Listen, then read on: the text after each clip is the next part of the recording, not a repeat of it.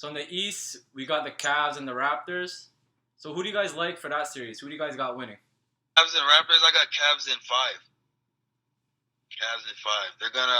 They're gonna win the first 2 games, and then LeBron's probably gonna get game 3, and then game 4. LeBron's gonna do one, and then finish it off in Cleveland. That's what I got. Mm-hmm. Yeah, I got Cavs similar to last year. How that matchup went, but Raptors are a little bit better. But I can't doubt LeBron after seeing his finals performance in the playoffs. He's just a beast. So I got Cavs in 5 or 6. I'd like to see Toronto put up a great fight, just being from Canada, but I got too much respect for LeBron, so I see him taking it easy. I've been on the channel a couple times. Everyone knows I'm a pretty big Raptors fan, so I'm gonna just say, Raptors in 7. I'm optimistic this year. They got some big acquisitions in PJ Tucker and Ibaka. Got rid of the shot jacker and Terrence Ross. DeRozan's playing out of his mind right now. Lowry, while playing with the sore back in the Milwaukee series, played pretty well. So just coming back, not being injured now in the second round would be big. I think the big thing is stopping everybody, not LeBron. If they're able to contain Kevin Love and Kyrie, let LeBron get 40, 15 to 15. I don't care. Don't let Kevin Love drop his 20 or Kyrie drop his 20. Play good defense on them, shut them down, and I think the Raptors can take the series. Chilios and Marcus, you guys said it's probably going to be the same as last year. So you guys think this Raptors team this year didn't get better at all? A little bit. Maybe a little bit better, especially DeRozan. And you have Ibaka, he's like a Biombo who can shoot. Exactly. So a little bit, but LeBron James is LeBron James. We can't disrespect that. And if you're going to tell me even the NBA officials, they're going to allow the Raptors to beat them, I can't see it happening. I'm sorry. I really can't see it happening. DeRozan and Lowry bring it all series. I think it could go to 7. Other than that, if one of those guys just drops off in one game, it's just the Raptors just seem to fall apart. So, both of them have to bring their A game, and I know they can put up a good fight. It's just whether if they both show up. And LeBron and the Cavs are going to show up. And the Raptors take too long. They can't come game 1 and play like crap. This is the Cavs. They talked about that. Yeah. That's what they do. They did that with the Bucks. They always take too long to start playing great. DeRozan had 8 points in game 3. You can't do that. You got to come out the gate ready. Lowry had 4 points one game. 4 points. That can't happen. I don't think they'll do that again, though. I don't think they'll do what they 8 points in a game or 4 points in a game. They look at every series, they always take long to start playing good. They start playing good in game 3, game 4. With the Cavs, you don't have no time. That's true. Every quarter, every possession has to be great basketball. The Bucks were a young team, so we were able to play bad for 1, 2, 3 games. But for like what you said, a team like Cleveland, championship team, all-stars, veterans, they've been there before. I think if we do start late like we did in the Bucks and in even previous years, I don't think we have a chance either. But if we show up from game 1, then who knows? That's true. If DeRozan goes, if he's aggressive and Lowry's aggressive and Ibaka's hitting shots game 1 and set a statement, this could be an interesting series. That's the only way. Game 1, the biggest game right now. They can't wait for game 2. I think that personally the Milwaukee Bucks have a better defense than the Cavs. They were so long and they had great matchups for DeRozan and Lowry. They were a big team, but now that maybe there's a different defensive matchups for DeRozan and Lowry, I think they can play much better this series against the Cavs, and I think they're going to bring it. Matchups, to me, it comes down to can Lowry put up good numbers against Kyrie Irving. We know Kyrie's not great at defense, so it just depends on if Lowry can get to his spots and score. Because last year, obviously, Lowry was off in the playoffs. DeRozan played pretty bad in the playoffs. This year, they've been showing spurts for the most part of playing really well playoff basketball. Another person I think that's going to be big is PJ Tucker. How well can he contain LeBron?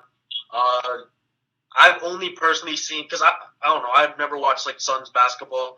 I don't really care to see LeBron either. I'm not a big LeBron fan, so I've only seen highlight videos of PJ Tucker versus LeBron. PJ Tucker's put up some good defense against LeBron when they played the Suns. So it comes down to how well PJ Tucker plays defense. Can Patterson and DeMarre Carroll make open threes?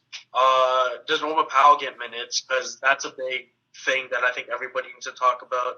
Is as well as he played against the Bucks, there's no real good matchup for him other than maybe J.R. Smith in that Cleveland series. So we'll see.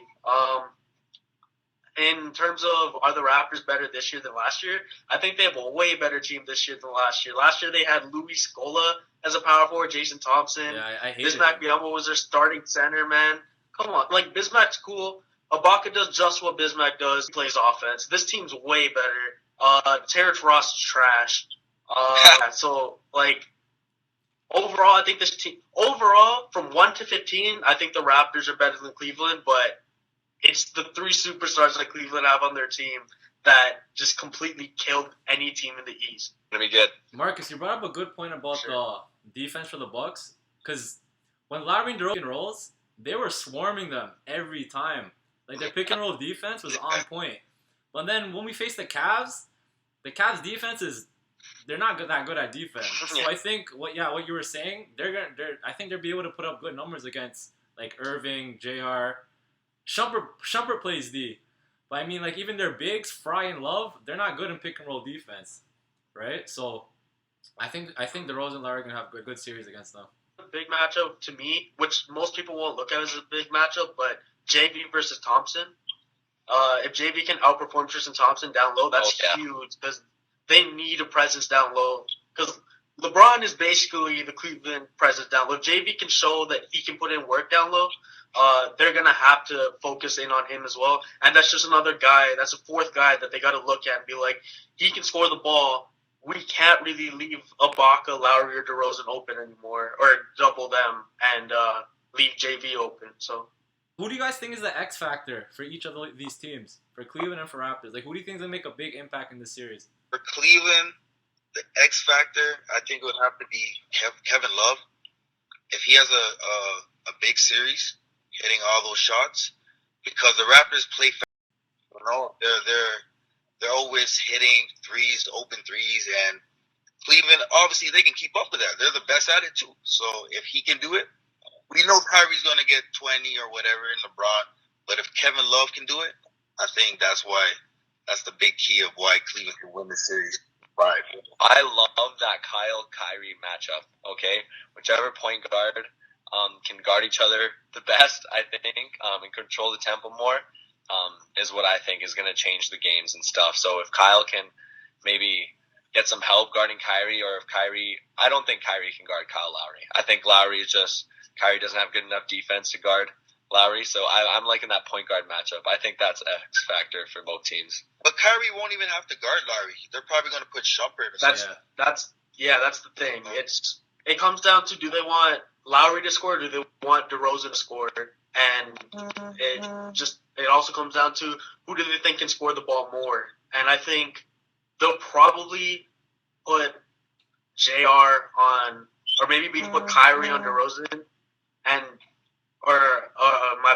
put Shumpert on DeRozan, let Lowry go to work. Because if they can just take one of the two out of the situation of scoring, then the Raptors are basically screwed. My personal X factor, for the Raptors, it has to be one of the shooters, or maybe even multiple shooters. So DeMarre Carroll, Patterson, PJ Tucker, Norman Powell, even Serge Ibaka, those guys have to make the open shots. If they're not making their open shots, it's a wrap. Like, Patterson. Patterson's the big one, because DeMarre Carroll even started stepping it up in the past 2-3 games of the Milwaukee series. Patterson can't make an open shot. I swear to God. When Patterson this man's shoots, shot is so ugly. I hate when Patterson shoots. I get mad. When the ball's in the air, I'm like, why? Yeah. But then sometimes it goes in. I like Patterson. His defense is amazing. He had one of the biggest stops of this playoffs with that stop on Milwaukee at the end. Yeah. Like, I love his defense, but if he's not making open shots against a Cavs team that is scoring 100 and something points a game, the Raptors are screwed. I think the big X factor on Cleveland, I'm not going to name one certain player. I think it's just their defense. Last year, I think they had some of the better defensive players. Like, they had Dellavedova, who in my opinion is underrated defensively. Shumpert with Dellavedova, good at